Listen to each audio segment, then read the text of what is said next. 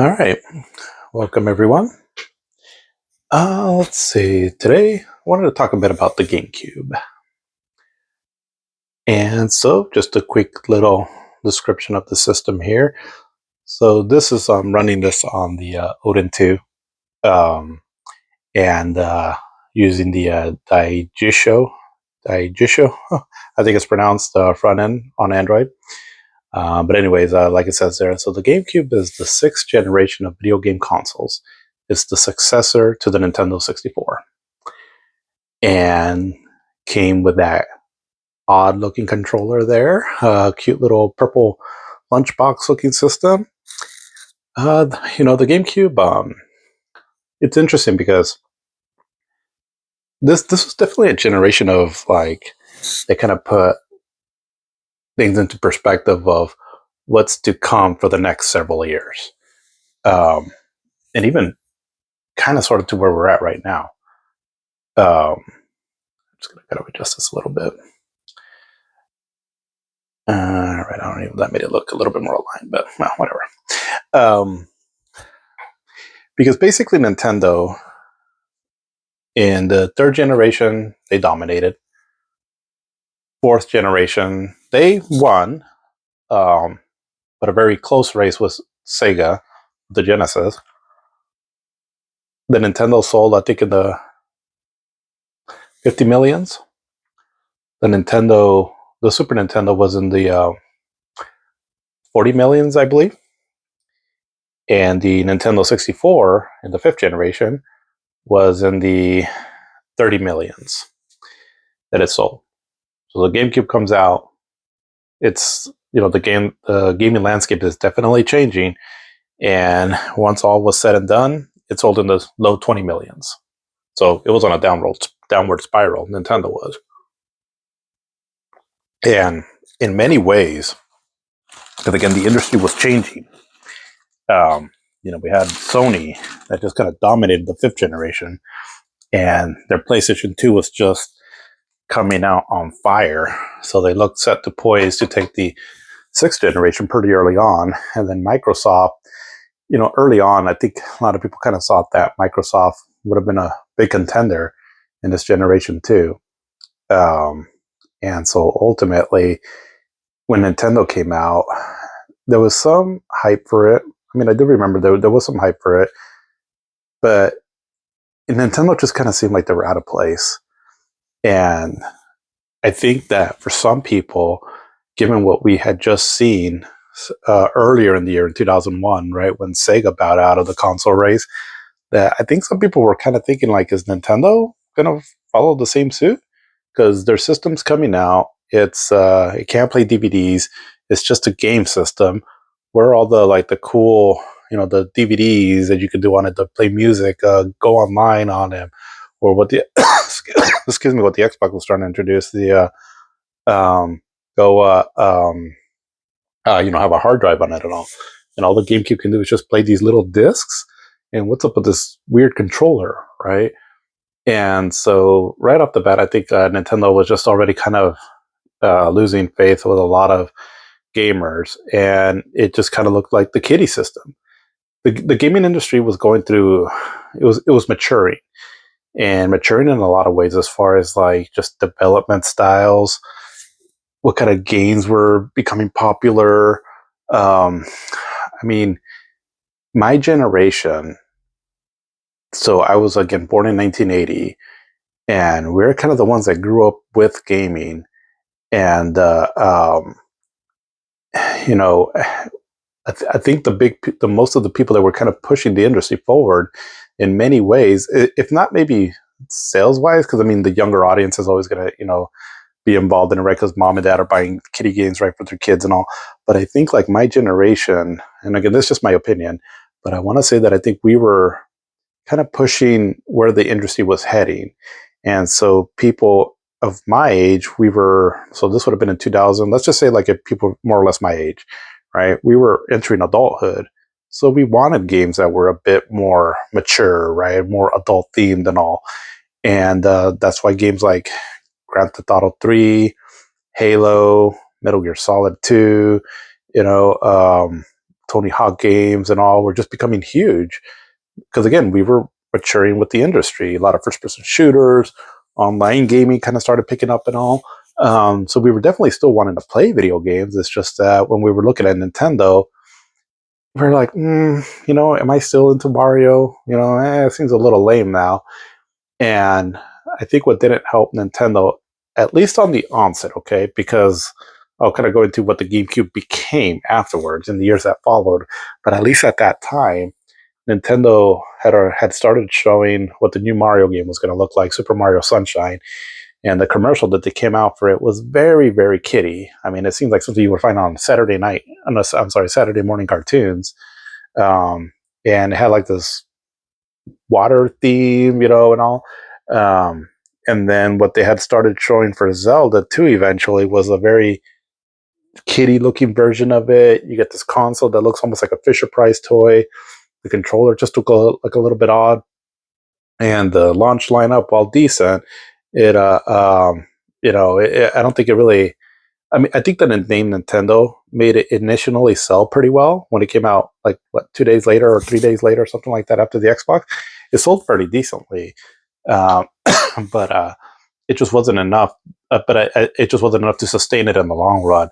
And I think that Nintendo learned a hard lesson here, right? That it needed to evolve, because otherwise it just couldn't compete pound to pound for these other systems. Because the GameCube was otherwise a pretty powerful system, and actually a lot of my favorite looking games, of this generation are on the GameCube. It's just that, again, it lacked DVD. Um, it eventually got support for like more mature theme games, um, but it wasn't enough. And the PlayStation 2 was just a juggernaut that it was, that it just stomped all over it. And the Marios and the Zeldas and all just wasn't quite enough to carry it over. And again, because the Mario and the Zelda game, the big name games that were on the system from those franchises, were just kind of leaning still to this very kiddie version. Now, again, what I'm saying right now was at the time, right? Eventually, the GameCube started becoming a big cult hit after its time in the spot, after its prime, right? After, it was in the midst of its sixth generation console war. Right now, it's a very sought out system. The games are very sought out. People love Wind Waker now. I mean, it's a very great game. Super Mario Sunshine, I mean, I think people appreciate it, but I still think it's kind of more one of the more divisive Mario games. But a lot of a lot of the games on the Nintendo GameCube library, though, are highly sought after now, and everyone just loves the system now. And so I think it was just one of those things that in that moment, at that time frame, unfortunately for certain, whether it's businesses and whatnot, timing, what's going on in the world and all that, right, can have a big influence as far as if you'll succeed or not. And the GameCube was unfortunately a victim of just coming out at the wrong time and the wrong with the way the mindset of the population was. So in the end, in the sixth generation console war race, so again, the PlayStation 2 dominated by a landslide. I mean, it's not even funny, right? Again, 155 million or so. The Xbox sold like about 24 million. The GameCube, roughly about 21, 22 million. So, and then the Dreamcast, it was just shy of 10 million, I believe. So, I mean, it's not like it lost by a huge much from the Xbox. But I think that with the Xbox gaining some following because of Xbox Live, Halo, a lot of the more mature games that were also coming out on the system too, whether they were multiplats or not, the system just being more future friendly, if you want to say that, right? I think it just was more in the forefront of people's minds than the GameCube. Because when I go back to this, if I think back on this generation, like what was on people's minds? What were people talking about? Well, obviously the PlayStation 2 and then the Xbox. I mean, you would almost think if you're just going off of like the conversations that were being had back then, that they were almost neck and neck sales wise. Obviously not, right? And all, but again, it's just the Xbox seemed to have a little bit more social relevance, at least from what I recall, right? Again, having grown up in that generation, because I never really knew anybody that had the GameCube. If anything, I remember one friend was kind of giving me some shit for owning the GameCube. Um, but anyway, that's just a little history, right, from my recollection of what I recall from that time frame. Um, but I was a gamer. I was a hardcore gamer, and I had some disposable cash. And so this generation, I've already discussed before that this is the one where I really started getting into not only buying games, but buying games for all the different systems that were available. Like I wanted it all, right? I wanted to scoop it all up. And so I had the Dreamcast already, and I had the PlayStation 2. And so the GameCube came out in November of 2021. It was the last system that came out, but only by like a couple days, give or take, up from the Xbox. But I didn't get the GameCube until around, I don't quite recall exactly, but it would have been around, let's say, mid towards the end of 2002. And the main reason that I got it, because I had my eye on it, I love Super Metroid on the Super Nintendo. I loved it, right? I think I've kind of gone over that game right in the previous video, but to me, Super Metroid was just, I just love the atmosphere, the interconnecting levels, the whole design behind it, the kind of inspiration that it takes from Aliens, and I just absolutely love Super Metroid. So I had my eye on a Metroid Prime, especially since we didn't get one in the 5th generation. And once Metroid Prime, the review started coming out, and it was getting pretty much perfect scores all the way aboard, I was like, I got to get the GameCube because I need to play Metroid Prime, right? I mean, the game was just looking. We were concerned, right? Again, because of it being first person. But the moment the reviews started coming out and they started talking about how an amazing game it is, that seeing this world through Samus's eyes and all, and that it played more like an adventure game and still not so much like a first person, I was immediately sold, and so I went out and got the GameCube almost right away. So whenever Metroid Prime came out, I would have gotten the GameCube shortly after. And but I was still, kind of thinking like, this is kind of a kiddie, little platform. So I didn't get the purple one. I got the black one because I was like, at least this looks a little bit more, more manly, more, it will maybe blend in a little bit better if someone comes over and looks at my video game collection. Nowadays, I wouldn't give a shit. I would get the purple one. Actually, I think I would prefer the purple one.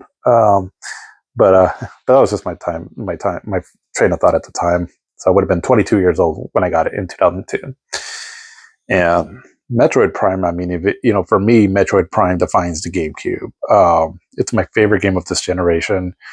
It's one of those games that just exceeded what I was hoping it would be. Just the absolute magical game. And it's also the game that they chose the artwork for on this little front end here for the GameCube. And yeah, I mean, I fell in love with this game immediately. I just kind of blazed right through it, right? Because I just got so engulfed in it. And that's because I had a lot of other cool stuff on the other systems to play. Yeah, I mean, this game definitely took over my life for a bit. And just holding that controller, because I was always a little weirded out about the controller, right? But once you actually get it in your hands, and if you're playing a game that is specifically made for the GameCube, it really works really well. I mean, it feels so good in your hands. It's just, unfortunately, for like some other multi-plat games, obviously like fighting games and all, it is, it's just not the best. But for games made specifically for the GameCube, it is a dream of a controller. But yeah, so I got Metroid Prime, and then eventually, like I've talked before, once I get a new system, I just kind of go a little crazy on the games that I get for it. So, I mean, I got a few other games too also, and ultimately, I ended up enjoying the GameCube. Excuse me. It supported a lot of games supported progressive scan. The Dolby Surround Pro Logic 2 sounded pretty good also. And the games that I got for it, I was very happy with them. And yeah, it was just a good system. But anyways, let's kind of start digging into the library here a bit. So here are the games that I have. So here I do have some nice cover art on most of them. Most of the cover art that you're seeing here is going to be for the North American version. But like this one, for some reason, I picked up the PAL version. I guess I must have got the PAL version of this ROM. I'm not sure, uh, but yeah. I mean, here's just kind of a quick look at some of these games that I have on it. I have some of the multi-platform games on this. They play pretty good on the GameCube, and the file sizes are just smaller than, say, like on the PlayStation 2. But otherwise, most, a good chunk of the games that I have here are just mainly um, GameCube exclusives, or games that were exclusive at the time. So, for example, like Resident Evil 4. But it's not a huge library, but there's definitely quality stuff. And I mean, if you know, say what you will about like some of the big exclusives. So, like, let's say Mario, Zelda. Uh, at the very least, a lot of Nintendo's popular franchises were represented on the system to some extent. So, like 1080 Avalanche, F-Zero, Fire Emblem. We had two Zeldas, or like big 3D Zelda games. There's a multiplayer 2D one, but I don't have that one. Mario Kart, a lot of the Mario sports games. This system was excellent for that. A Luigi's Mansion game, Metroid, Paper Mario, Pikmin became a popular series there for a bit. Star Fox had some representation. Maybe not what people might have wanted, but it had representation. And Super Smash Bros. Melee. And, of course, Mario. And there's probably some other ones out there. Wario World 2 also. This is just kind of what I have in my library at the moment. Sonic found the home here on the GameCube. Soul Calibur 2. I don't know if it would have been the best selling, because again, the PlayStation 2 just had such a user base. But I believe it was the highest rated one though, and mainly because I mean the controller sucks to play fighting games, but you had Link, right? And he was a big draw as to why people would want the GameCube version of Soul Calibur 2. Because on the PlayStation 2 you had Heihachi, which cool, I guess. And on the Xbox you had Spawn, which I thought was cool. And I owned the game on the Xbox. But Link was cool too. But yeah, just kind of again what I've been doing before, right? Just kind of go through some games, just kind of talk about the system a bit. I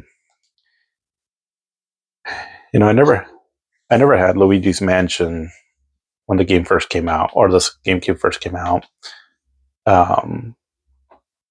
It wasn't until afterwards, once I started getting into emulation and all, that I started playing this game, and it's cool. I dig this game. Let's see. Oh.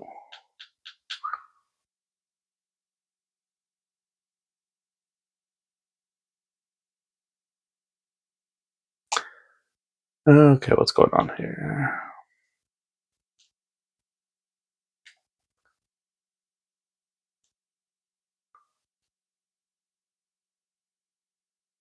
Oh yeah, some of the little glitches there.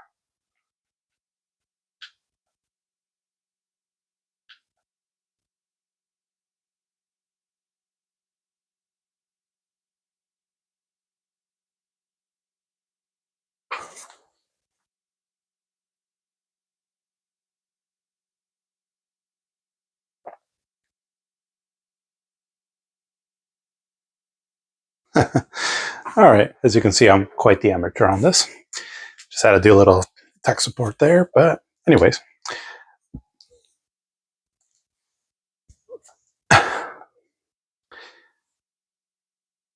Yeah, it's a nifty little game. It's I mean, it's really like Resident Evil with Mario kind of Nintendo cuteness to it. But it's cool, Like I said, I played this game maybe for the first time, really, just like about maybe 4 or 5 years ago, when I really started getting into emulation. So I got this game, and I've liked it. It's a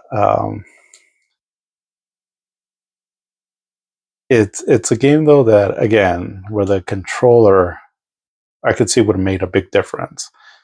because it controls fine enough on this emulator, but when you're controlling the vacuum, you have to have kind of precise movements with it, and the analog sticks on the GameCube had like these notches on it, so that you could kind of lock the direction you were trying to go a little bit better in place.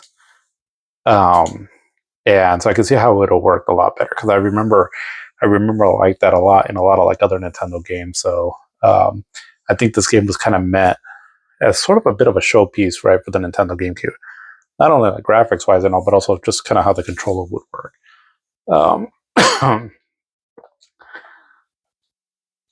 Okay, so blah blah blah. Okay.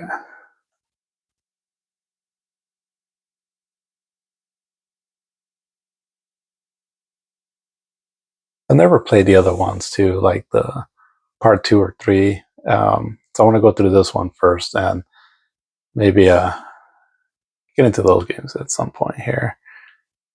My one of my daughters kind of likes this game, so maybe this will be a good game to play during like Halloween. Kind of give me an excuse to finally go through this game all. But yeah, I mean, graphically it looks pretty nice. It like the shadow effects and all, and the transparencies. I mean, it definitely showed that the GameCube was no slouch. Yeah. All right, I do remember this guy being a bit difficult.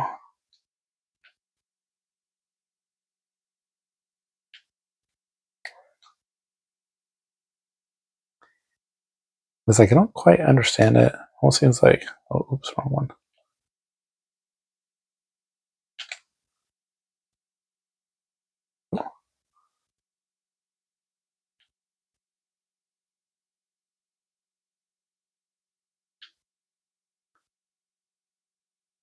It's sort of like a puzzle. It seems like how you beat each room.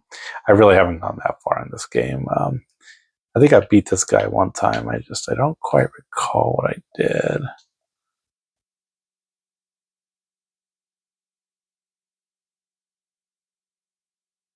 I think it gives you like a tip here somewhere.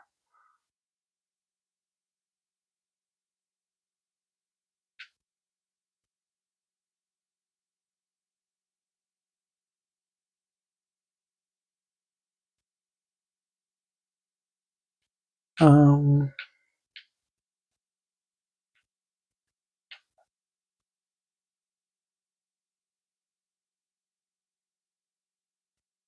there we go.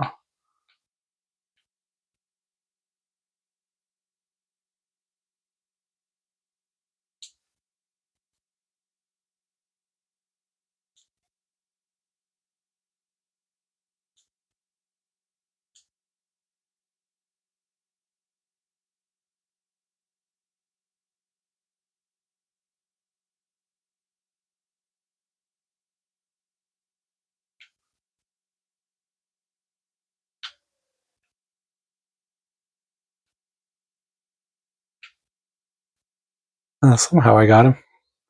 Ooh, he's a strong one.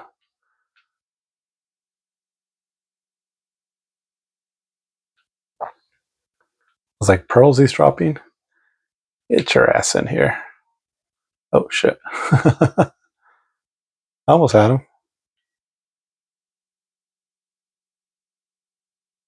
Okay, so let's see. So what did I do?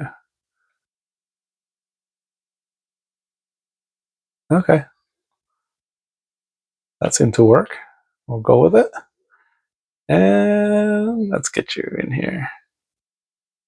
All right. Yeah, I think I beat him the other day, but kind of forgot how. But and then I think I forgot to save my game. Sweet, got a key. So I mean, the game, it has that Nintendo charm, right? And it's and that's the thing about the GameCube. Like the Nintendo games, even though a lot of people were thinking like they were starting to outgrow them and all, they weren't bad games. A lot of them are really good. It's just, again, the industry was changing. People were changing their mindsets at the time on what they wanted in video games. Uh, but it's good stuff though, and I think that's why a lot of these games on the GameCube has just had an appeal, right, for people that they want to go back to it, because because there was a lot of good stuff on there. Oops. Let's see. How do I get out of here?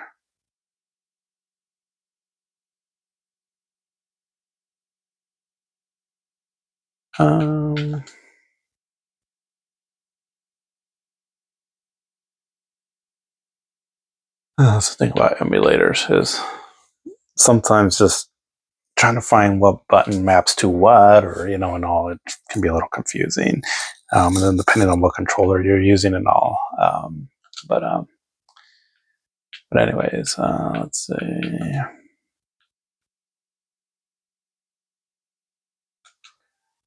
That's not what I want. I want to get out of here.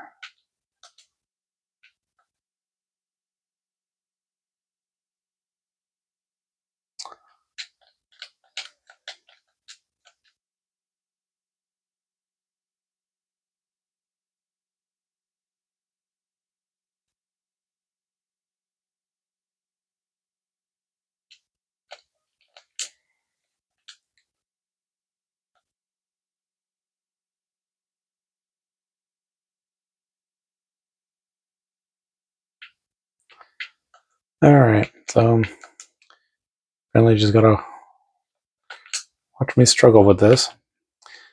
But like I said, here's in real time, right? Some of the frustrations you can go through when you're trying to deal with emulation. So if you do want to go down this rabbit hole, just you've been warned. Basically, sometimes it's just trying to find like what button is mapped to get you out of an emulator. And usually there's like a button that you can map it to what's like the I guess you can say like the home button. But I'm not quite sure which one I have it posted on here. So let me just kind of take care of this little issue here real quick. Okay.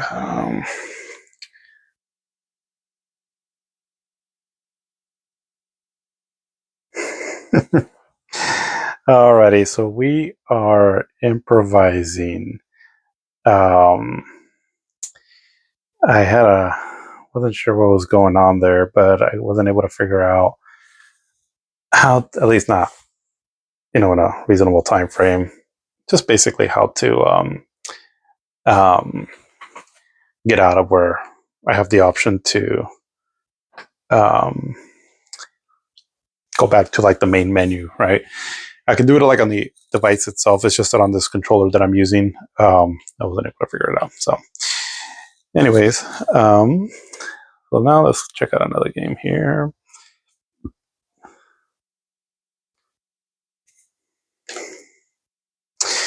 But yeah, let's see. So let's check out some Mario Kart. One of the cool things about the GameCube is, well, actually, a lot of the systems, pretty much all of them, except for the PlayStation 2, which is interesting because it was the most popular one. But aside from that, all of the other systems had the 4 controller port, so the Dreamcast, the Xbox, and the GameCube, and all of them really benefited from that. It was just because we weren't quite at the point where online gaming was mainstream. Xbox Live started to make a push for that, and to an extent Sony, but it wasn't quite at that point yet. So this was still the time frame when playing multiplayer games meant people around you, right? Which had the 4 controller ports, and that made the GameCube was really popular for that. It it just had a lot of fun games, right? And so obviously the Mario Kart games are really fun. And this one, I like this one in particular because I don't know, I like just having the 2 characters on there. I think it's pretty fun. Um,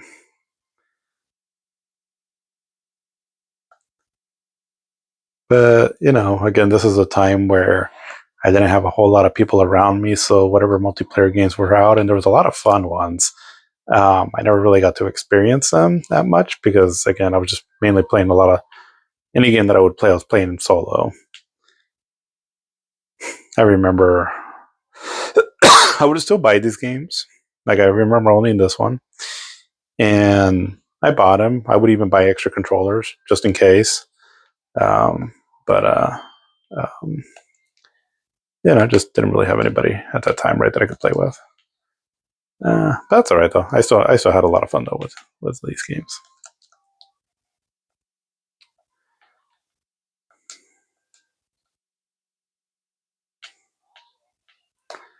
I'm trying to figure out what button is for what. And that's the thing about some of these older Nintendo games is because their controllers were very made in a specific way. When you just try to use them on a general controller nowadays, it has just your standard button layout like a PlayStation or an Xbox controller, right? The four face buttons, four shoulder buttons, all same shape and all to each other. Well, like the shoulder buttons are similar and all that. It just makes it a little difficult because, like in the GameCube controller, if you look at the button layout on it, was very was very unique. So, like right now, I'm like, what button throws the turtle shell again? Where if you have the GameCube controller in your hand, you just kind of know, right? And um, but anyway, you get used to it and all. Just something about emulating like older Nintendo games. Um, but yeah, but this game was fun. Um, it's a game that I played a little bit of multiplayer, with my daughter, and she likes this one. Um,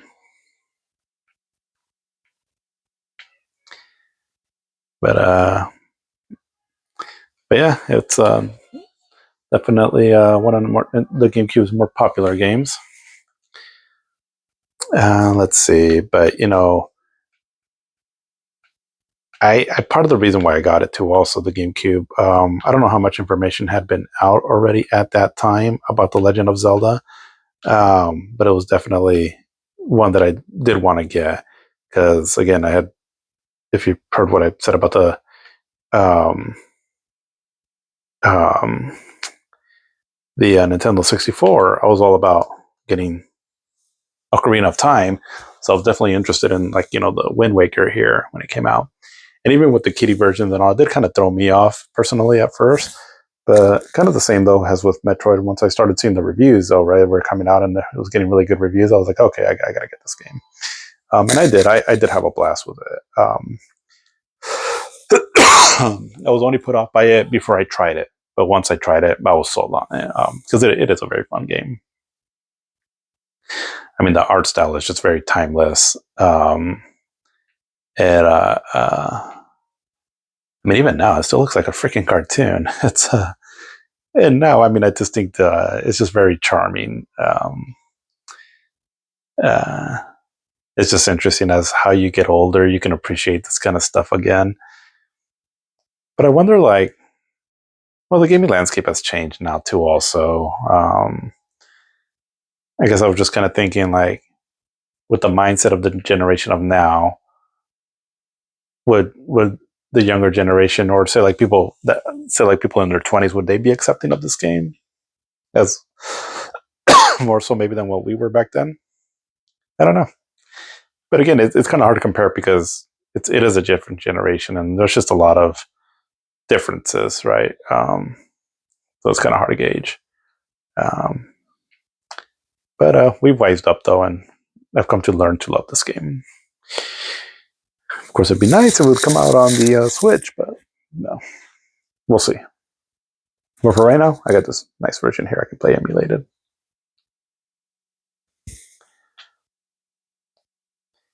But I always felt like GameCube games were just really colorful. Um, Sorry, my gameplay seems a little off because I'm playing this off to the side with a controller, not facing directly at a handheld. So um, they probably just kind of see me struggle a little bit here. But yeah, I mean, eventually, once you start going out into the ocean, it just becomes a very fun world to explore. And I do recall the quest at the end. I think you're getting like Triforce shards, if I remember right. I do recall that being a bit annoying. Um, I want to say I think back then I think I looked up a guide, um, but I do remember just getting really immersed in the world, just going out there on the ocean and all. I just thought it was fun. It was very unique. I felt. Oh my gosh!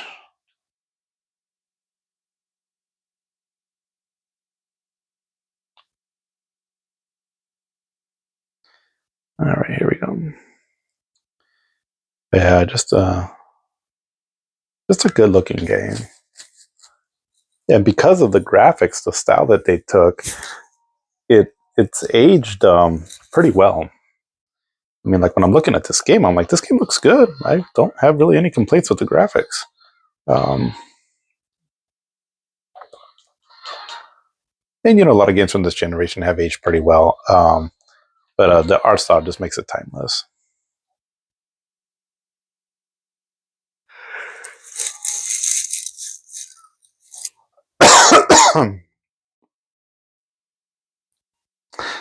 And the nice thing too about a lot of Nintendo games is that because I mean, like this game looks really nice, right? But they don't put like voice acting in it. They don't put like a whole bunch of like things that would take up a lot of memory.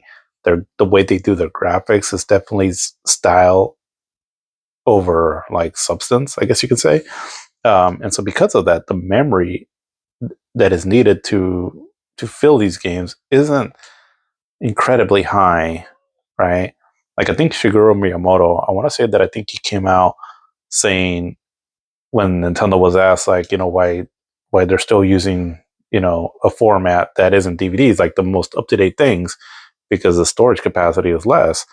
And I think he had a response saying something like that they did that to encourage developers, right, to not necessarily focus on just filling their games, to the brim, but just more utilizing creatively what they have.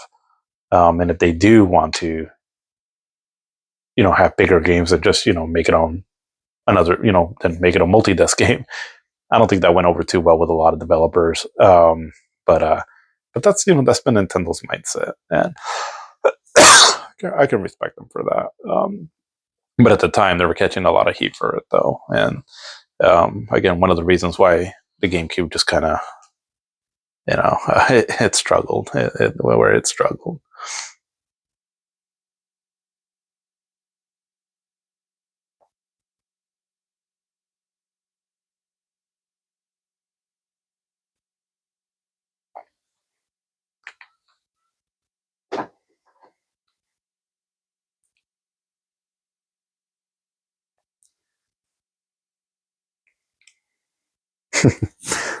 Their little facial expressions are just really charming.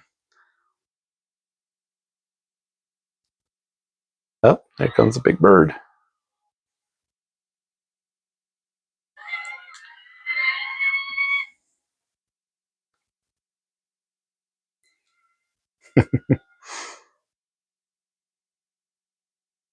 That's what I like about Link. He's like, "Oh, I'm coming to save you," and she's like, "You idiot! What are you doing,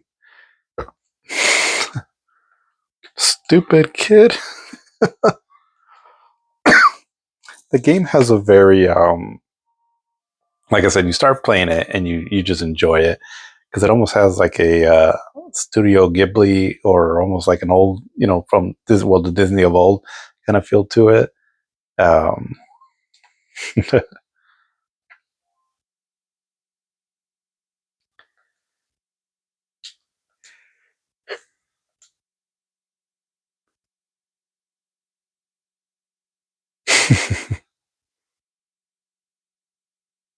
yeah, their animations and all. It's just, and it's a different kind of cell shading that, because, well, I should say that I was first introduced to cell shading with Jack Ryan Radio.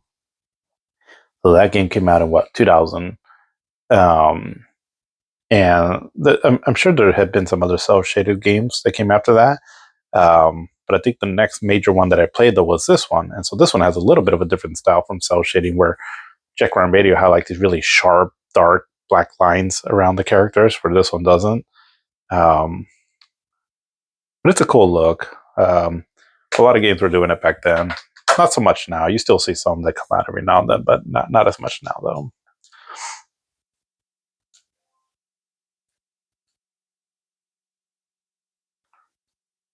Uh, Word of wisdom.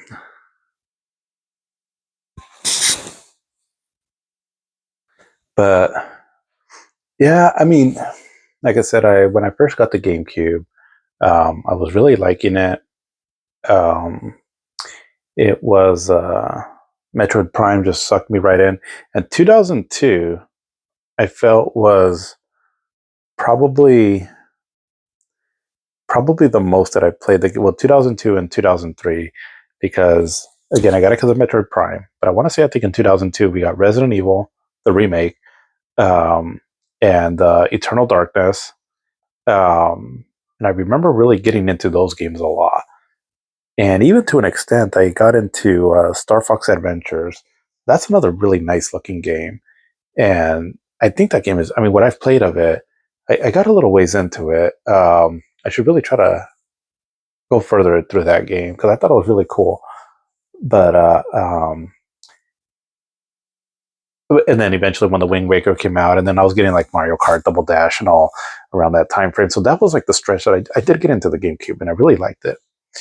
But then after that, it just kind of, I don't know, it just kind of fizzled away, I guess, um, which is unfortunate. Um, but but during the stretch though that I played these games, I was uh, um, I was pretty happy with my GameCube. Um, but I just don't have a whole lot of other memories outside of that. I mean, well, I guess another thing about the GameCube where I did spend time on it though was I was still wanting to play 2D games, but there wasn't really a whole lot during this generation. But that's where the Game Boy Advance came in. And so I had gotten the Game Boy Advance, but I didn't. I liked the system. I mean, I should say the games that were coming out for it. I just didn't like the system because I got the old version or the original version, which was it didn't have the backlight on it, and so just trying to play games on that was just a pain. Where I really could only play it at night. I had gotten like this little thing on it where it had like a light on it and all, but it didn't work that well. And but eventually the Game Boy Advance player adapter came out that you would put on the bottom of the GameCube, and then you would play you would just put in your Game Boy Advance games on there. So I ended up buying actually some Game Boy Advance games. I had a decent collection, and I would play them all on the TV though. Um, at this time, I wasn't too much into portable gaming. I don't know. I just didn't. I liked the Game Boy Advance games. I just didn't want to. I don't know. I just didn't want to play them on the go. I don't know why. I mean, but I just wanted to play them always on the TV. Maybe just because I was kind of a sucker for the little TV and stereo sound since surround sound that I had. Um, but but yeah, but then eventually I did play a lot of Game Boy Advance games on there. So like Metroid Fusion, um, Metroid Zero Mission. I remember playing those quite a bit, and some other games on the Game Boy Advance. But that was mainly it. But then after that, like I said, um, after like 2003, I don't have a whole lot of memories of playing the GameCube much. I mean, I like I said, I was buying a bunch of games for it, but it just kind of fizzled out, I guess, because I was just playing a lot more PlayStation 2 and Xbox during that time. And again, most of the multiplayer games and all, I would get them on the Xbox. Um, but I never really had um, anyone to talk to about the GameCube. Again, I was almost embarrassed that I owned the GameCube. Um, but oh, oops, talk to grandma. But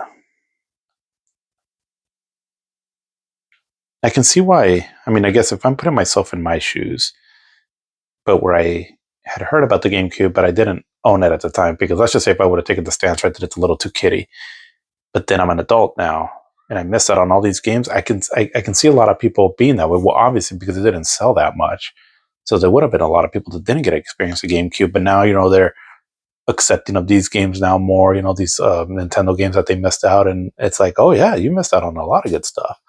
Um, so let's just say someone that never played the Wind Waker back then, it's like they would have been awesome to play it now. Um,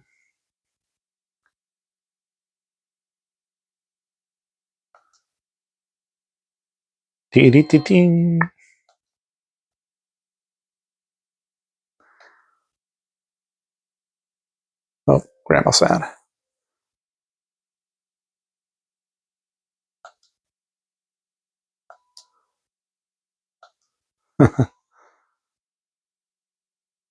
But then there was Resident Evil. That was cool though. The GameCube got exclusivity to it for a point. Was pretty short lived, but the Resident Evil Zero and Resident Evil the remake were exclusive to the system though. Um, it was Resident Evil 4 that was supposed to be exclusive to the GameCube, but then it lost that exclusivity pretty quickly because it came out on the GameCube in 2005, right at the start in January, I believe. But then I think by November of that year, it was already announced, or it had already come out on the PlayStation 2.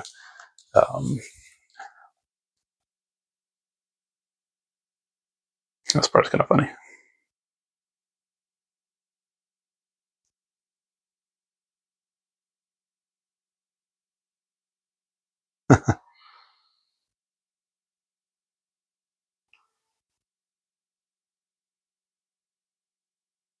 These Zelda games, I mean, God, you can get so lost in them. But I don't know. Tell me, do you miss this kind of Zelda style games as to opposed to what we have now? I kind of do. Um, I kind of do, and I guess maybe before we started getting stuff like Breath of the Wild, I could see how maybe the formula was starting to wear thin. But I kind of want to call back to these days. So maybe it's just me, just getting a little nostalgic. But they're just very. I miss. The Zelda games never, they never have like the best stories and all, but I did like the more focused stories, right, that they would tell. Like this one, for example, it was one of the things that kind of kept me going, right, was the little story to it.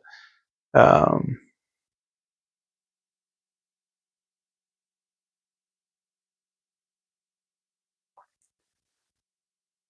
he's like, uh oh. But yeah, there's almost like a gap of like my memories with the GameCube. Um, Maybe again, just because there was just not. I didn't really have too much discussions with them people out. So, you know, um, at the time that people that I was hanging out with, um, I just kind of seemed to fall by the wayside. I'm gonna try to hook this up again to the TV. So it'll be just a moment. All right, we're trying this again here. But let's check out this game. Here was a game though that, or I should say, backing up a little bit. There was a game that I used to love, just testing out my home system too that I had at the time, and this is one of them. This game sounds pretty incredible, even to this day. They got the Star Wars sound effects just right, and the game looks really good. Um, so good that I'm running this on Again, the Odin 2 with the Dolphin emulator, which is pretty well optimized even on the Android.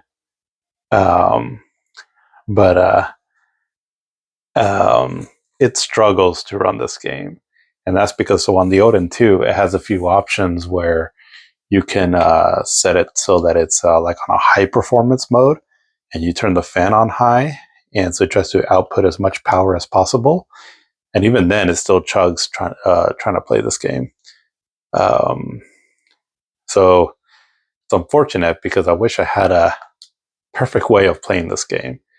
Um, and this is about as close as I can get, and it's playable. It is, but it does struggle a little bit. I'm trying to play it on anything lesser, and it just has a heck of a time. Um, but Star Wars was I was a pretty big fan of Star Wars as a kid. I mean, I definitely liked the original. I grew up with the original trilogy. So I was born in 1980. So I think, oh God, I forgot. I want to say I think the original one came out in 1977, then 1980, and then 1983. I think. So for the Star Wars Empire Strikes Back and Return of the Jedi. So they had already come out. I mean, I think when Empire came out, I was born that year. I want to say, but I grew up with them still, though, right? I mean, I had a lot of the toys and all that. So Star Wars is definitely something that I really enjoyed as a kid and as an adult. Well, the original trilogy mainly, and so at the time I was like, God, it'd be cool to get like some kind of a video game, right, that could handle like these crazy, you know, uh, spaceship space fights, spaceship fights or whatever, however you want to call them. And I recall Sylphid on the Sega CD. I thought was pretty cool. That kind of mimicked that a bit. But I never really had gotten exactly that experience though at home until I played this game. And this game made me feel like, okay, this is a kind of like space dogfight, and all that I always wanted to play. I mean, just look at this. This looks impressive. The 60 frames per second, the models of the spaceships and all. I mean, they look pretty damn realistic. At least to what comparable to the movie, and in some cases, even might look even a little bit better than the movie too. At least from a distance.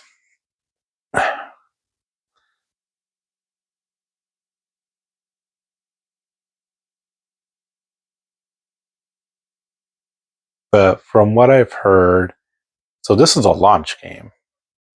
So it's pretty impressive, right, that they were able to do this on the GameCube. And from what I've heard, is that this game is pretty well optimized. And I think that's why I saw something about this recently, that it was optimized specifically for the GameCube, right? That the Factor 5 just did something to get this game up and running on it. But they had to kind of use a custom engine or something like that. I don't know. But because of that, though, is why this game is just very hard to emulate. Because it's not so much like a matter of power. It's just, it was just done in a certain way that it's just hard to, mimic exactly on the emulator. If you have enough horsepower on your device or computer or whatever you're running it on, it can try to brute force its way to run it pretty good. But again, you need a fairly powerful device. So again, this is the Odin 2. I'm running it on the high performance and all. And from right here from this video footage, it probably looks like it runs pretty good, and it does. I mean, it's commendable for sure. But it crackles. The audio cracks a lot. And it'll kind of stutter from here and there too, also. But still, I mean, it's pretty cool though that you can even run it at all. But I just wish that they would, make an official release of this game.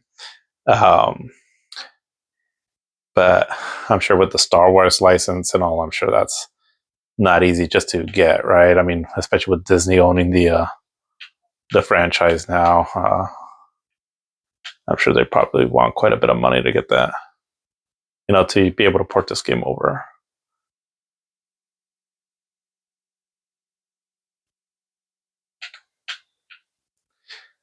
That's the thing that, I think I already touched base on this before, but it's just the thing about like, because in this generation there was a lot of games that just had some kind of a licensed property to it, whether it was music, cars, or the property that it was, the games that were based on. That they're just hard to get a re-release because you got to pay for those licenses to renew them. Um, a lot of times you can only really resort to emulation to play them. All right, where are you at?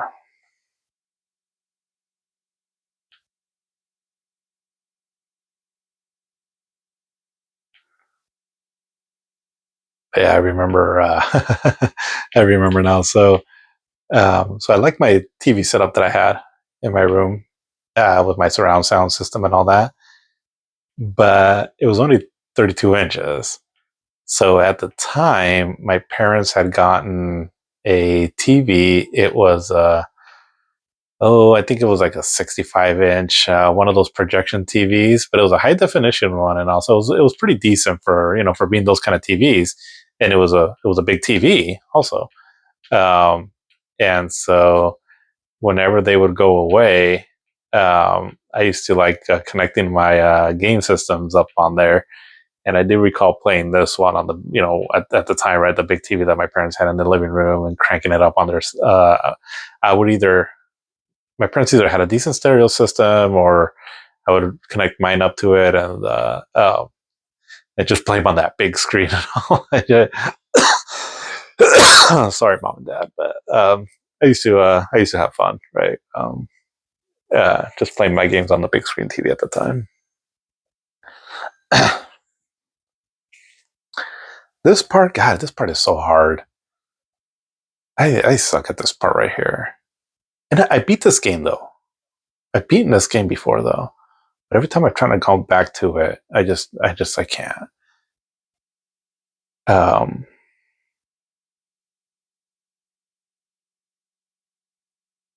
this part is not too hard, but then later on, when the TIE fighter start chasing you, I'm like, I have no idea how to beat this part. Oh, oh, oh. And see, this is where I think the GameCube controller really comes in handy, where you can kind of, as those notches on the analog next around the analog sticks, that I feel it would help here to make those more precise movements. Um,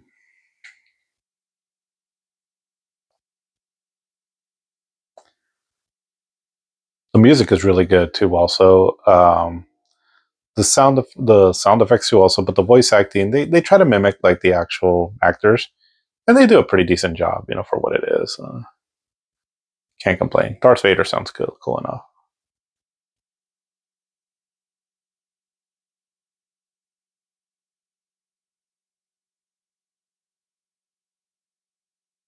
Oh, yeah, but no. Generally, I mean, this game is known to be hard though. So if you do want to seek this game out, you're in for a challenge. But it's a cool like simulation game. Mission based. Um, the I do feel though that um, the opening is, what you're seeing right here is awesome, right? I mean, very resembles the movie. Does a really good recreation of it.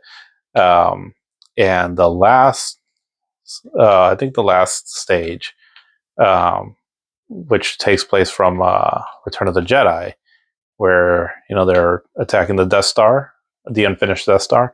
That is done really well, and that's really cool too. I remember having a save file on that part right there, and just I would load that up just because I just thought it was so impressive with the sound and the graphics and all that. But in the middle of the game, though, like it, I don't remember a lot of the missions. So I mean, they're cool and all. It's just that I feel like the game opens up with a big bang and it ends with a big bang. The middle part, though, it's fine. It's cool, but um, I just feel like the opening and the ending of the last part of this game are just really what stand out about this game for me. Okay, so let's see.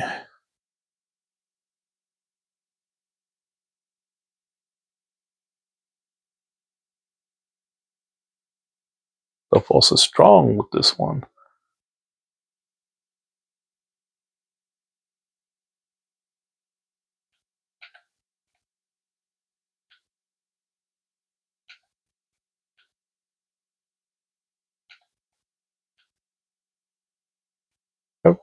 I switched off my targeting. Nope, I'm not doing too bad.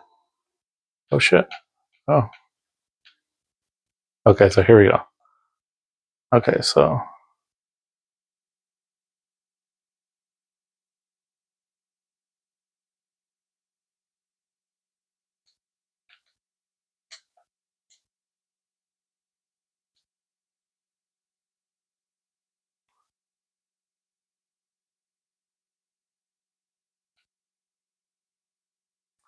oh, jeez. It's embarrassing. Like, I don't quite get where I'm supposed to aim the damn missile at. Whatever. Anyways, cool game though. I'm sure if you're more of a competent player, you'll have more success than I did there. Let's see. Oh, oops! Did I pick the same game again?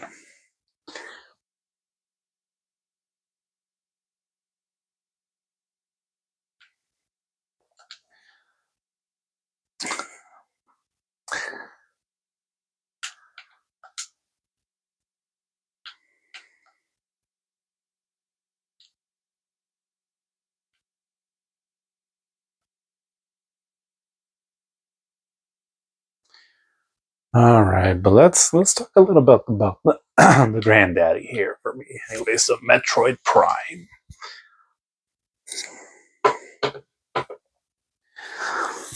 I mean, just this little intro here was immediately enough for me to say, like, okay, this is cool. Um,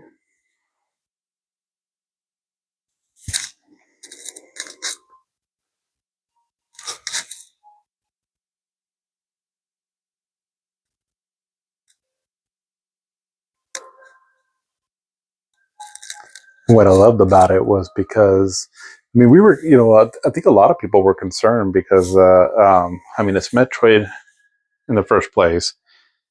Are they going to do it justice? And then it's like, oh, we're doing a first person shooter? Oh, and it's being done by an American studio? And it's like, oh, I don't know about this. So I think all of that right there. I mean, we were hearing first person shooter done by an American studio.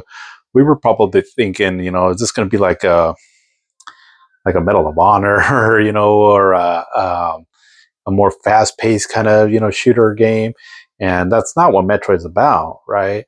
I mean, those games are fine and they have their place for sure, but if we're going for Metroid for the most slower paced adventure exploring kind of game, and it didn't seem like that's what we were going to get. But once, at one point, though, I read in a magazine that Shigeru Miyamoto was personally overseeing this game, and so then that's where I was like, okay, all right, maybe there's hope here.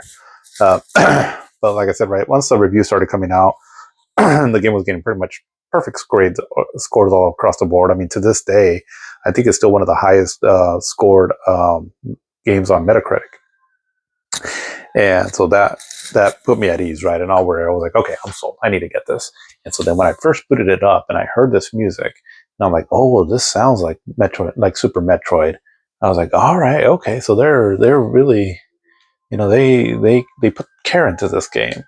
And then I hear this song, in this little part right here. I don't know how. I don't think it's going to come out that well on here, but if you play this game, you just know.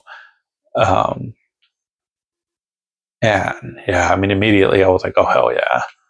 Um,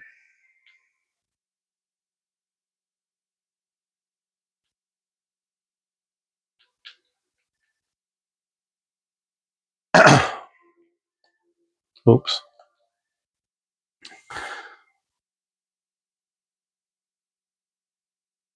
And it's.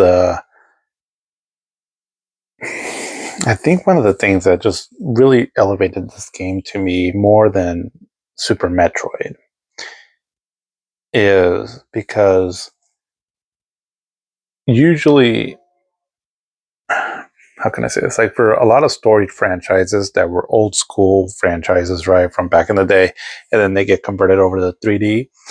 I like the 3D versions and all, right? I mean, and this is not always the case, but in many cases, though, I end up still liking more the 2D versions. So, like, Mario games. I love the 3D games or some of them, but if if you really put me to it, I'm going to choose the 2D ones.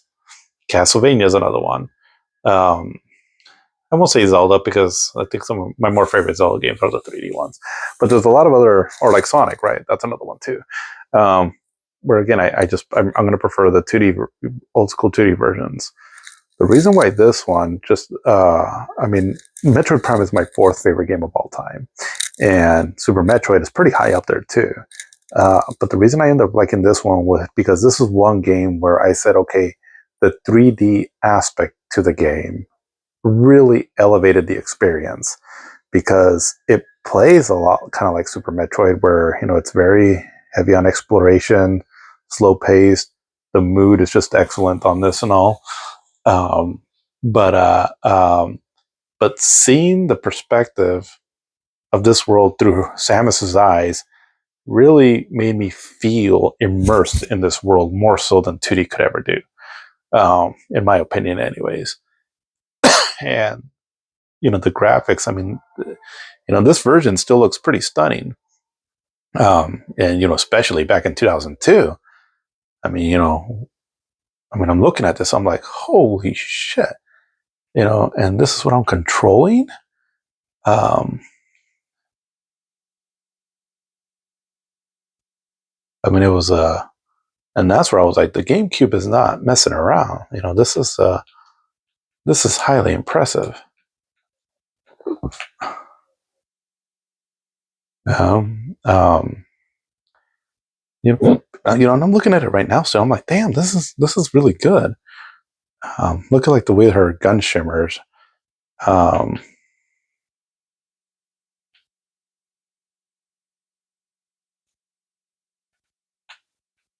oh, oops.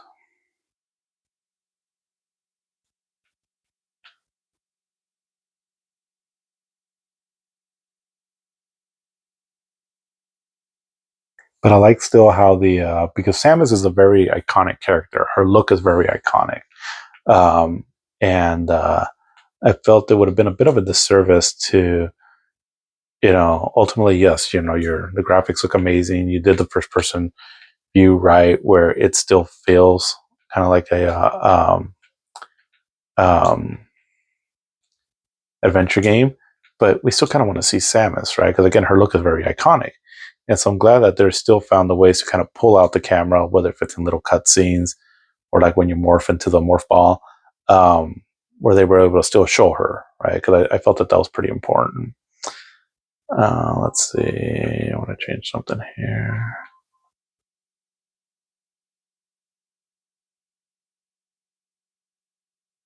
Right, there we go. Or like how her hand gets placed right there, right? And I like the way the visor sort of like seems like its own thing, right? See how it kind of like animates on its own, as opposed to what's going around her. And so that's what I'm talking about, right? I mean, you really felt like you were in her shoes. Um, and because of the level of detail around in the graphics and all, it almost kind of felt like virtual reality in a way, right back then. Um, I mean, it was truly an experience to behold this game back then.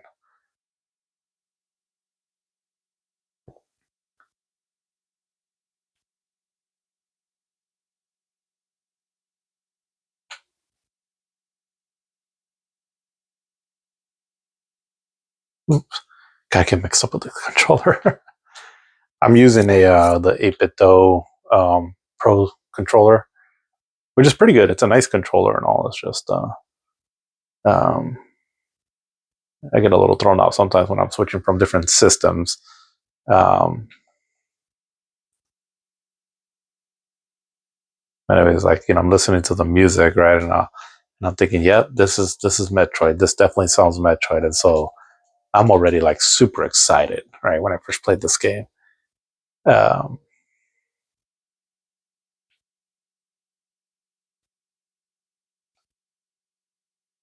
I mean, Retro Studios, they found a way to keep that kind of Nintendo polish that they have with a lot of their games. Maybe it could have been a lot of Shigeru Miyamoto supervising them. I'm not sure, but however they pull it off, I mean, they definitely nail a lot of what makes Nintendo games great. Um, and the other cool thing about this game too, also, was that Mario was a big kind of, not a complete letdown, but it was um, it was a bit disappointing. Zelda, also the initial look of it, kind of threw people off, but nobody was really complaining about Metroid. Um, it's just that the unfortunate thing is, as much as Metroid is beloved, and it's their games are always some of the best of all time, it's just not a very high selling game or franchise. Um, and it's unfortunate.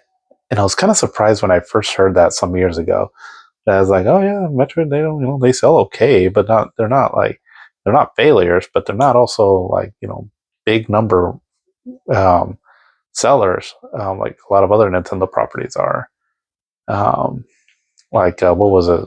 Metroid Dread, the more recent one, sold around 3 million, which is respectable for sure for its game. But I don't know. I guess up until I heard that, like I said, some years, not too long ago, maybe 4 or 5 years ago, whatever. I just always kind of thought that Metroid was more of a heavy seller or a big seller for Nintendo. But, well, the more you know.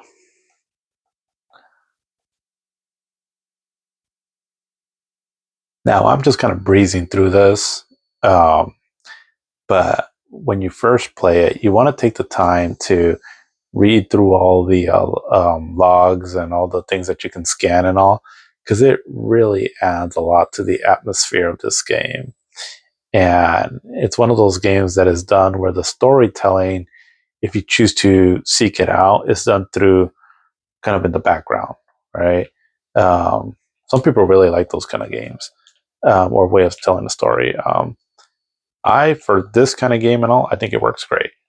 I don't think I like a Metroid game that was just very story heavy, as far as like constant dialogue and all that.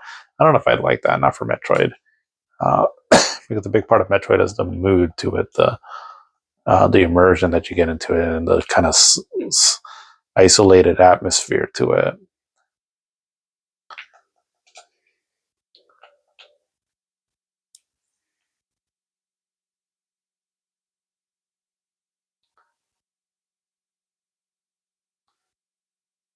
Yeah, God, these graphics look amazing still.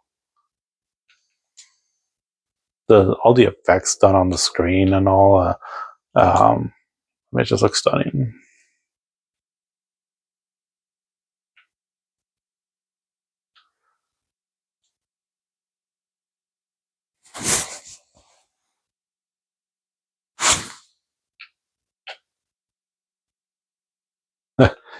So this controller has two analog sticks, and I forget that this one only you only controlled her movements with the one analog stick in this version.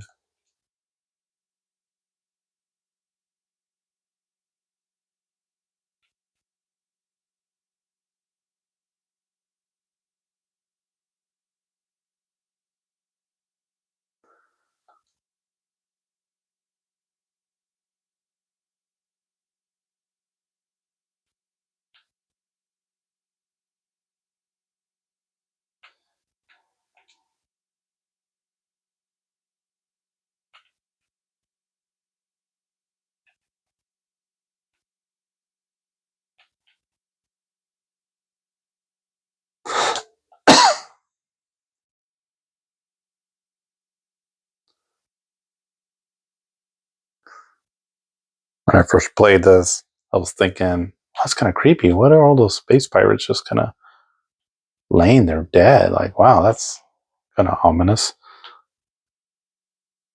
And then you get to this.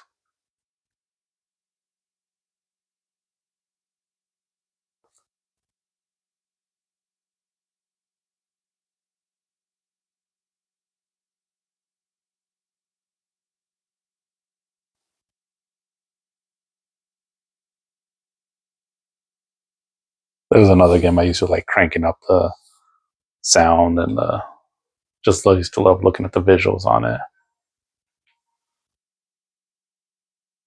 Oh, oops, wrong button.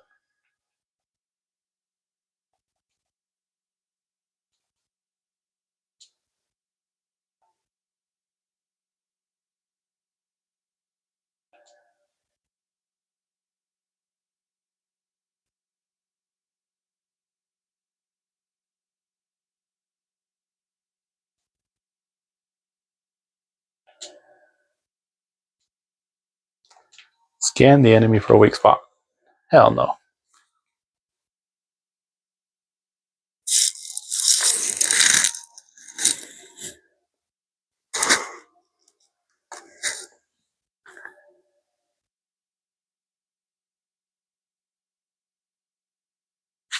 My gosh. The mandatory escape scene. So I mean, this game really, it's it's a lot like Super Metroid, right? I mean, in the first game, you go to a space station, some shit happens, and then you have to escape. Done in a more shorter format, but it's more or less the same. Um, so kind of the way how A Link to the Past and Ocarina of Time are kind of the same, just only going from 2D to 3D. Uh, it's kind of the same with this game and Super Metroid, but because A Link to the Past was so well done that it you don't complain about it too much, right? When it's the first time you see it in 3D. Well, kind of the same with this in Super Metroid. Um, I mean, when you look back on it and all, you're like, okay, yeah, this was just really kind of Super Metroid, but um, the novelty of just seeing it in 3D and all it was huge. It was huge.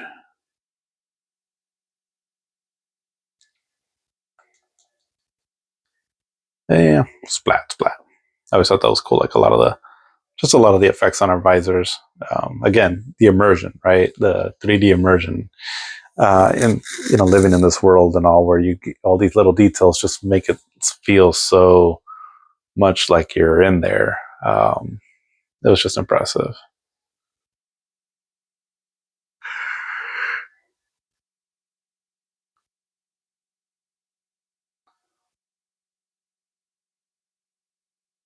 Oh, boom!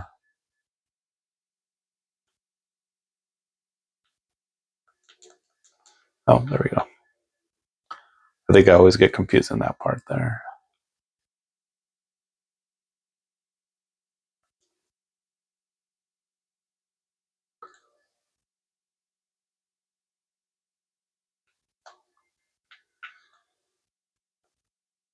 Oh, my missiles are getting low.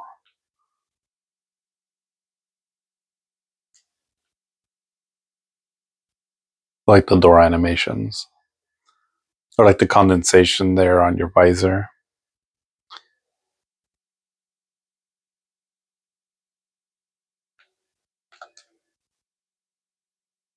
Ew.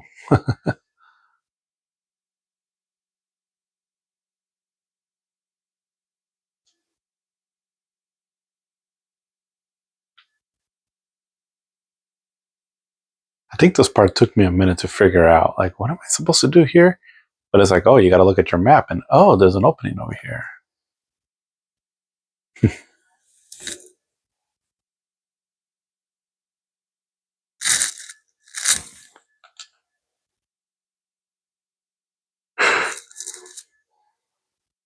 This part was cool.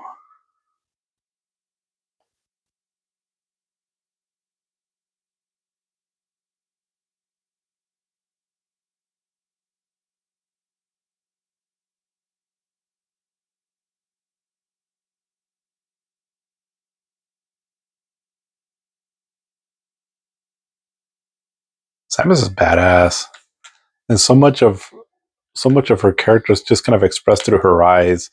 And again, that's why I think this version, seeing it in 3D and all was cool, because you get to see that detail in her eyes and her expressions, where she just has like this look of determination, right? Like, I'm out to get you, fucker. You're going down, Ridley. That's why again, I wouldn't like a Metroid game that was very talky. I think that because that's part of Samus's appeal, right? She's just a badass. She's out there on her own, doing her own thing, very self-sufficient. Um, it's just she's just a cool character.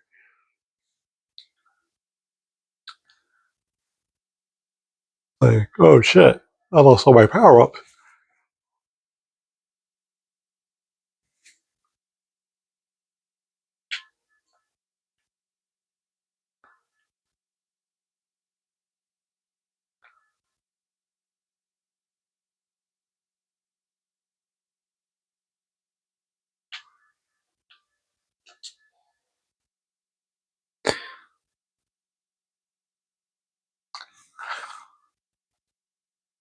Yeah, just the way they were able to nail like the interconnecting levels in 3D, I thought was highly impressive in this game.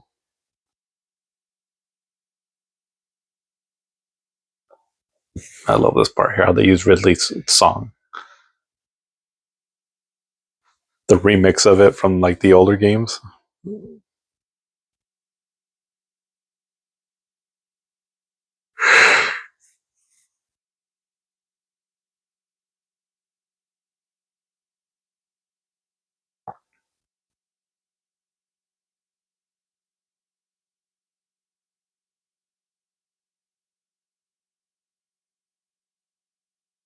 That's awesome.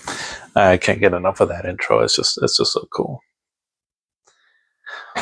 All right, let's try something else now.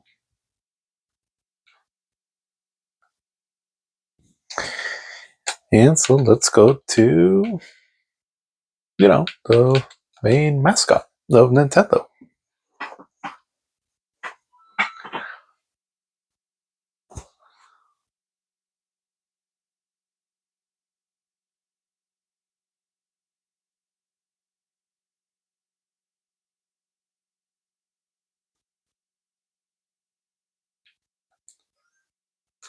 I'll just start from here. So, the little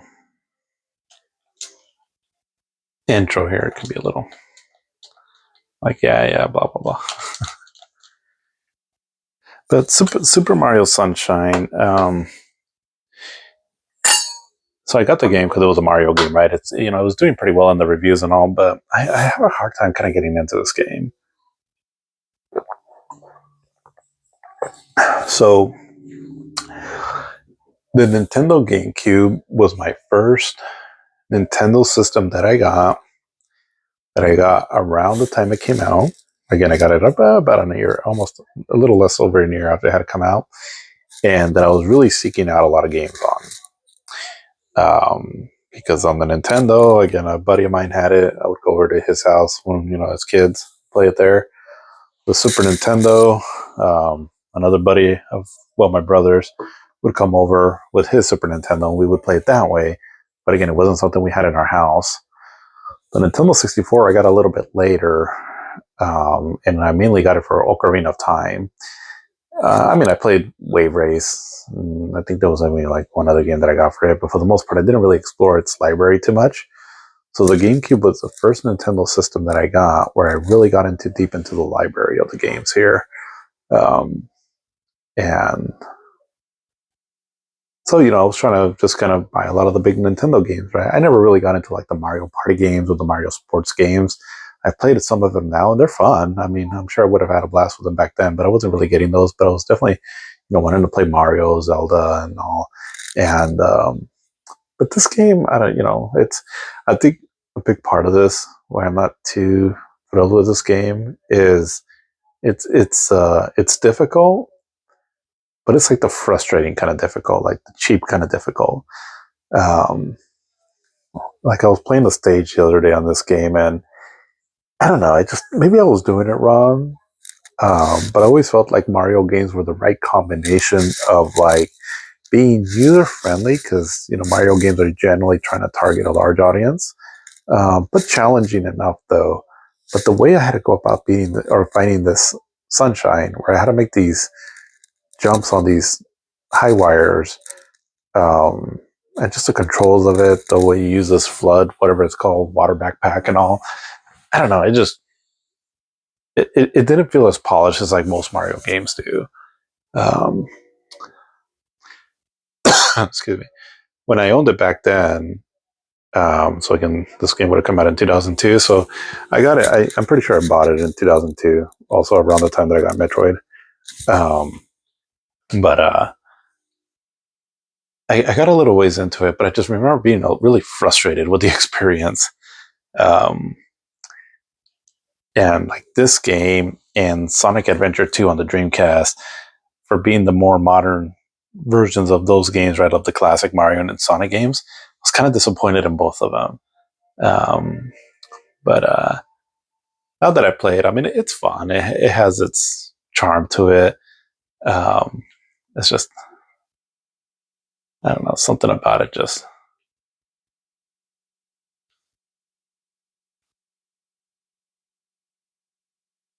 Oh, okay, so controls are a little different on this one than what I'm used to on the newer version. Okay, but he still controls good. I mean, Mario still very, controls very well. Um, can't deny it that.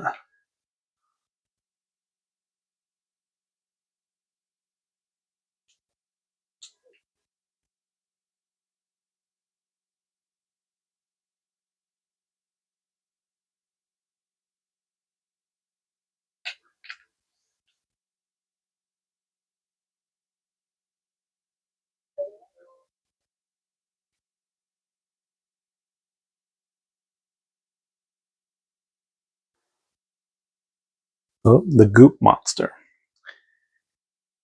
And so for me, it kind of felt like this game takes place where they're on a vacation, um, and then they get themselves involved in this, and so that's kind of what the game felt like to me, like almost like it wasn't like a full line Mario game. It was just kind of more like a side game, where they're on vacation, and um, but no, it's considered like a mainline 3D Mario game.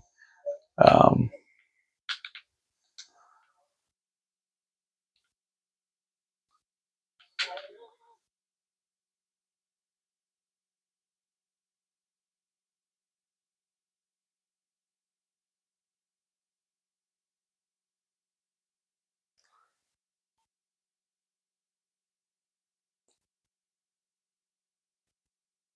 but it's worth getting. I mean, if you're getting into the GameCube, it's the only mainline Mario game that came out. Um, this is where the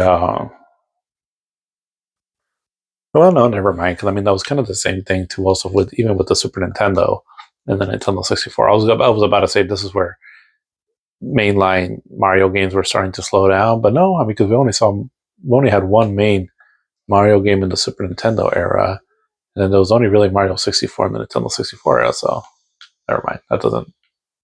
What I was about to say doesn't make sense.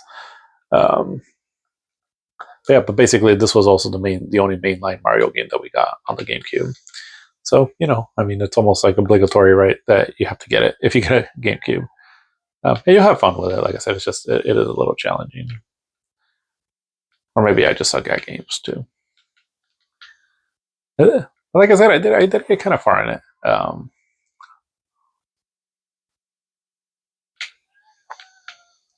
And I like Mario games. I think they're fun and all, like the majority of them. But there's only been just a small handful that I've beaten. Um,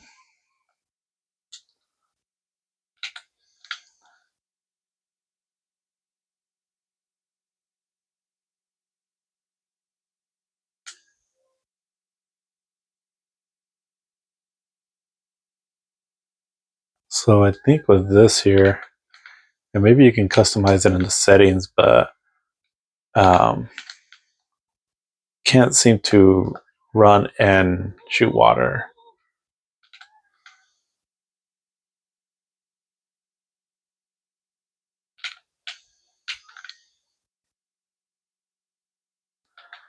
And so just making this boss probably a little bit harder than what it should be.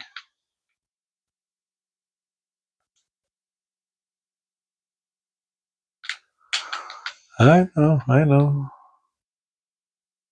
I'm moving as fast as I can.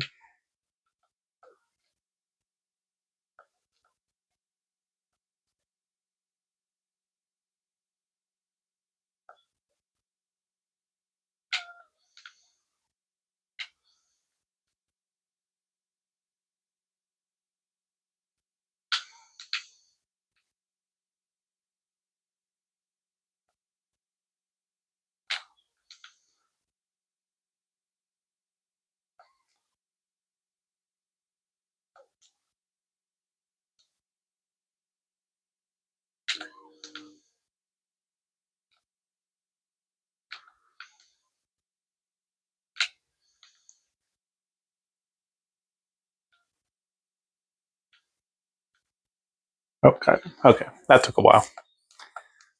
She's like, "Come on, fucker, save me!" but yeah, like I said, it's a fun game. I don't have a whole lot of memories with this game, just because when I would play it, um, it was just kind of here and there. I would get like a sunshine here and there, and then quit playing it for a bit, and then go back to it sometime later. And that's just kind of the way I've been playing that game. It's um, I don't know, it doesn't quite hook me as much as some of the other Mario games. Um, but let's check out Resident Evil 4. And so this by this point here, so the GameCube was, the GameCube was pretty much done at this point. There was some hope because again, open is like, okay, well, the GameCube is already starting to die out, but at the start of 2005, they're going to get Resident Evil 4, and that game's shaping up to be really good, and it was. I mean, Resident Evil 4 it's a generational kind of game where it's considered one of the best of all time, um, and it was, yeah, I mean, it's a great game. But again, its exclusivity only lasted so long. So um, it's kind of hard to see this now as just a GameCube game. But it did technically come out on it first. So I'll show it off here. Because the game's just been ported to everything else now. But it is a good game though. Resident Evil 4 is an amazing game. And what I thought was cool was that um,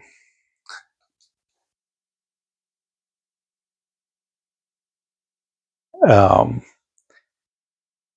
the game was designed not only, how can I put it, like it's in widescreen, and some games had already been out in widescreen, but it was also, it kind of helped the gameplay up because I remember them talking about it in a magazine. But it's okay, so basically the way he shoots, right, is it gives you like a good wide angle so that you can target your enemies, and having it in widescreen really helped out with that. Um, I thought that was kind of cool, right? That the game was made with widescreen in mind, not just to have widescreen on your game. The only downside of it that kind of bothered me, and it kind of does a little bit now, just because I played other versions of this game, is the black bars on the top and the bottom. I don't know, they just couldn't figure it out at the time when this version came out, because by the time the PlayStation 2 one came out, it got rid of them. It was still in widescreen, right? And not just it got rid of them, but I don't know. Maybe this is true widescreen, or I'm not sure. But just you know. But yeah, I mean, the graphics in this were stunning. It got rid of the pre-rendered backdrops, um, and I mean, I thought that the pre-rendered backdrops in the Resident Evil remake were just amazing. I mean, it makes that game look really stunning. But the detail in these 3D models were very detailed enough where, I mean, the game just looks really great.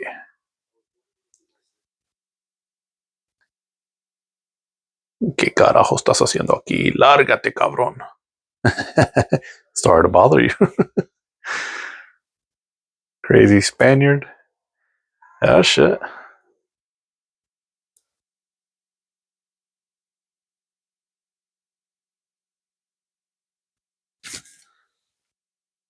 Oh, wrong button. Oh, oops. The GameCube has like one less button. Well, two actually, because it doesn't have like a select button, and then it doesn't have like an L1 button. Um, Sometimes I wonder how they got around with like certain multi-platform games.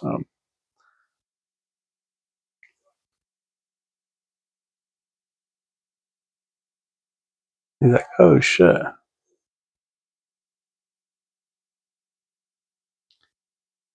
But yeah, but this game was very impressive though.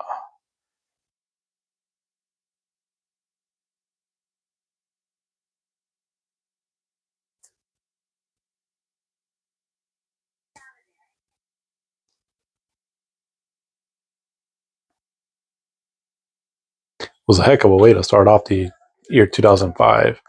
Because this game, I think this game was slated to come out sooner, but it got delayed a bit. And I mean, this game went through some. It went through some struggles in its development process. Because originally it was Devil May Cry was going to be Resident Evil 4. Well, they were making a game that eventually became Devil May Cry, I should say, but it was originally going to be um, uh, a Resident Evil 4 game. Oh, okay. Oh, there we go. I was like, what the hell's the... about to get into the menu. All right, you bastards. But the horror element to Resident Evil changed in this one, because now it wasn't so much like horror. I mean, it is, right? It's zombies. It's these crazies trying to kill you, blood and gore and all. But it was more like you can see the bad guys coming. You can see the fear factor in this game coming, but it's the tension and the in-your-face kind of vulgarity about it all that makes this game a bit uncomfortable. But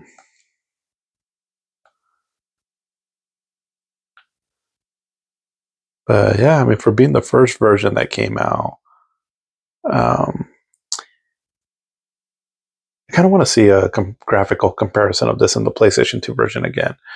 I want to see exactly how much more detail the GameCube version has, because they both ran at 480p. Again, the PlayStation 2 got rid of the black bars, but from what I've heard, the GameCube version just has a bit more detail. So I don't know. Maybe I'll look that up here soon.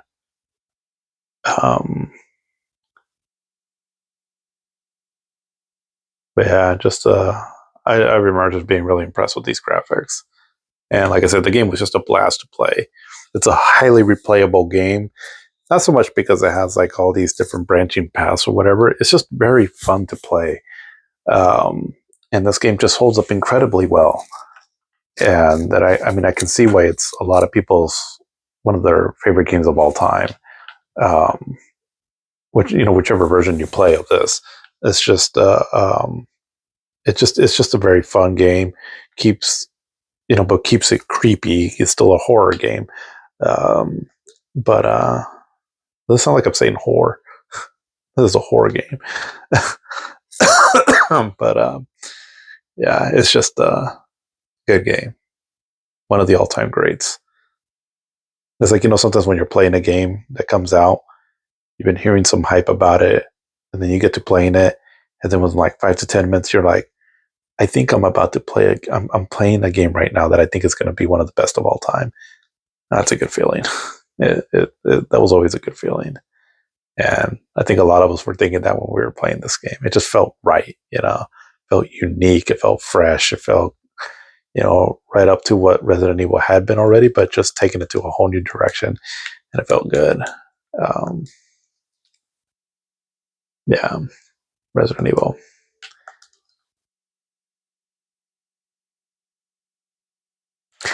I remember I got it. I kind of tired my way through the game within a few days, right? Because I got so hooked on it. I bought the PlayStation 2 version almost immediately afterward, or immediately when it came out in November. So I double dipped on this game, and then throughout the years, I think I've pretty much purchased most versions of this game. I just like it that much. I think it's a great game. But yeah, so I think that's it. What I'm going to show for the GameCube, as far as like the games go. I just wanted to kind of see if I have any final thoughts on just the system overall. I'll go over kind of just a brief overview on some of the games here. Let's see. Billy Hatcher, I played it a little bit. It's interesting. But let's see, like Beyond Good and Evil. I mean, this was a multi-platform game and all. Kind of felt good on the GameCube though, just because it kind of has a Zelda feeling to it. Although I think I played this game on the Xbox back in the day. Because again, most of my multi-platform games I would get on the Xbox. And I'll talk about that system, in the next video. Um, but let's see, if I'm just talking about strictly like GameCube games, Eternal Darkness, this is a great game. People need to experience this game more. I just wish it would come out. I don't know what the holdup is on this game. Maybe because the game was developed by Silicon Knights, because Nintendo published it. But I don't know. But anyways, I wish this game would get re-released. F-Zero GX. And what's cool about this game, aside from it just being a really fun racing game, is it was co-developed with Sega. It was, Sega had branched out. This game came out, I think, in 2003, I think. And so Sega was already starting to flex its muscles on the other systems. So they developed F-Zero. Well, a division of Sega did, anyways. Fire Emblem, I've never really gotten to these games. I've played them a little bit here and there, but nothing. I didn't really get into them too much. But maybe I should change that at some point. Ikaruga, very difficult game. It's fun. It's just, jeez, it's fucking hard. But if you like shooters and you like them difficult, this is a good one. Luigi's Mansion, we talked about that. Mario Golf, Mario Party 4, Mario Tennis, again, Mario Baseball. What I've played of them, they're fun. Again, Nintendo was really good at these party kind of games. Metroid, just, awesome game. Metroid Prime 2, it was a good sequel. It's a game that I want to go back to and really give it some time. It's a hard game, so kind of like Mario Sunshine, I just felt it was just hard. But I don't know, maybe as I'm older now, maybe I can try to give it another go. I like that it's a good game and all. It's just the light and dark world kind of going back and forth and all. It just kind of confused me on the level layouts of it. And I was playing a lot of games during that time. Because in 2004, at that last stretch of that year, we had gotten Metal Gear Solid 3, San Andreas, Halo 2, and there was a bunch of other games too also that, and I got this one around that time too, but the other ones just kind of took over, right? And so I would play this one here and there, then I would kind of get sidetracked on where I was at, and so I never really gave it a full, dedicated playthrough. The Twin Snakes, I love the idea of Metal Gear Solid getting remade with the mechanics of Metal Gear Solid 2, but it's just, I don't know, the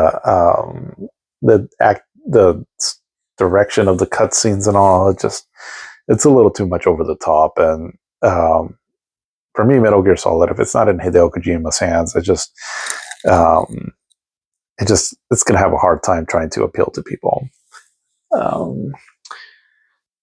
I got some of the Need for Speed games here. This one I really got into, the first Need for Speed Underground. Piano 3, this is a Capcom exclusive on the Gamecube. It's a lot of people didn't like it. I liked it. I thought it was fun. It's a good time. It's just like once played through. The stories actually kind of took me by surprise. If you never played it, give it a shot. I think you'll find some enjoyment in it. Although the controls can seem a little weird, but just go into it not so much like you're doing like a 3D, a third-person shooter, but just kind of more like you're doing almost like Tempest, if that makes any sense. I do recommend it though. Paper Mario, I never really got into this game too much. I've started playing it a little bit. It seems fun. Maybe I'll try to get into it more. I somewhat recently started playing the first Pikmin game, and it seems fun. It's interesting. It's very strategy-like, but it seems interesting. It caught my attention. Maybe I should continue playing this game a bit more. Prince of Persia series. So the emulated ones that I have are here on the Xbox or on the GameCube. Part 1 is really great. The Sands of Time, great game. Part 2, The Warrior Within, was decent. Didn't feel quite as polished though, but it's decent. And I like this one too, also. But this is the good one right here, though, Prince of Persia. Resident Evil Zero, so kind of its own unique game to the GameCube at the time. Um, it has the old school Resident Evil formula, so with fixed camera angles, tank controls, and it's a prequel to the first one. It's good. It's just, I don't know. It feels a little unnecessary. But for it's good if you want to kind of expand the Resident Evil world more. It's fine to play through. Resident Evil 4 again, legendary. Resident Evil remake, legendary on its own. Skies of Arcadia got a port on the GameCube, so I started going through this one. I love this game. I think it's a great game. From what I've heard, because I haven't put too much time into the GameCube version, but from what I've heard, so like if you're considering getting the Dreamcast version or the GameCube version, is that the Dreamcast version, they both look nice, right? I can't really tell like an immediate difference on the graphics, so just kind of take it like they both look nice. But the GameCube version lessens the random encounters, and which is good. And I think it has a few extras. I don't know exactly what, but I think it has a few extras. So it seems like this is the one to get. The downside, though, and I kind of have heard it, is that the soundtrack is dumbed down in the GameCube version. It sounds a little, because I think it comes on one disc, and I think that to get it all on one disc, they had to like compress the sound. I think I read somewhere. I could be wrong on that, but it does sound more compressed, almost like a meaty version of the soundtrack. It still sounds fine, but and again, I haven't put too much time into the GameCube version to really notice it, but just that's kind of what I've heard. Sonic Heroes. Again, this is a multiplayer game, but Sonic just gonna seem to find a home here on the GameCube, which makes sense. Soul Calibur 2, so I already talked about this game. SSX3. Oh, what was that I went over to? Star Fox Adventures. Great looking game. And it was a fun adventure. It was the last game that Rare made for the GameCube. Star Fox Assault, I haven't really messed around with this game too much. It's a shooter, I believe, right? Just like kind of more in the traditional Star Fox sense. But I remember just not being too well liked. Star Wars, The Rogue Squadron 3. I remember owning this game. I can't remember too much about it, though. But this is the one that I played right earlier. It's a great game. Mario Strikers. Played a little bit of it. It seems fun. Mario Sunshine. We just talked about that. Incredible Hulk. So this is a multi-platform game, but either way, this is a fun game. Yeah. If you like just destruction, this is a great game. Tales of Symphonia. It's considered to be one of the better Tales games. I got a little ways into it when I played it back in the day, but don't recall too much of it though now. Super Smash Bros. Melee. It's I believe the highest selling game on the GameCube. So it's a fun game. One of those cool games that would have been fun playing multiplayer back in the day. Super Monkey Ball, another game that Sega, kind of a hit for Sega on the GameCube. Wind Waker, already talked about this. Twilight Princess, I love this game. I think it's great. It's I mainly played this game on the Next system, on the Wii, but I did buy it on the GameCube also. Again, I was just buying a shitload of games back then. But however you play this game, it's great game. Let's see, and then the Beautiful Joe games. So another game series from Capcom that was originally going to be exclusive to the GameCube, but then it was kind of a niche game on a niche system, so it had to go to the PlayStation 2, which I don't even think it sold that well on there either. But they're hella fun too. This is about as close as we got for like 2D games. I mean, the characters are polygonal, but it's a 2D side scroller beat 'em up kind of action game. Great games. Let's see. And then Wario World. This is a fun game developed by Treasure. This is a fun game. Wario kind of cracks me up in this one. And Wave Race. And I never really, I played a little bit of this game. Um, it's it's fine. It just, I don't know. It's just not as fun as to play as the original one. But yeah, that's kind of a look at the GameCube library. It's good system, but the games that I have here is pretty much like I'm happy with this. Like it's fine. Like maybe there's a few other games right that are cool on the GameCube, but these are like the main ones that I'd be good with. And so, Nintendo a lot of times was quality over quantity, which is good, but it does limit your overall broad scope of appeal, which again was part of one of their downfalls. But it had some multi-platform games. I mean, it's not like it didn't. Like the Lord of the Ring games, Tony Hawk, Spider-Man, Hulk, Soul